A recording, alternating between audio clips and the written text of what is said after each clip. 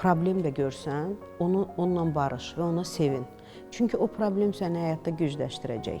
Sıxıntı da gör, ağlamaq da gör, ağlamaq da gözəldir, gülmək də gözəldir. Amma hər şey normativində. Yıxılarsan, üstünü sirkələ, həyata davam elə. Bu çox vacibdir. Hər şey dörd dörtlük, cəhcəlallı, gözəl görünə bilmir. Çünki bu gözəl, bugün biz bu gözəl görüntümüzü insanlara göstərirsə, bunun arxasında bir ağır acı var. Bəli. O ağır acının da yaşaması üçün mən istəməsəm də artıq onu yaşayacaq. İctimai insanlardan olacaqsan, cəmiyyətdə bir formalaşmalısan və evladımla olan bir bağım nədir? Özünü tanı.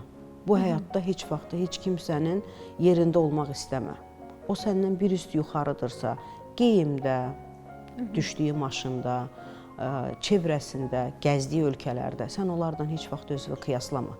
Həyatda mən ona özüm nail olacağam deyib də daha çox özüvə qapan və öz dünyanda olduğun doğrulardan yaşa. O doğrular ki, biz özümüzü aldatmamalıyıq.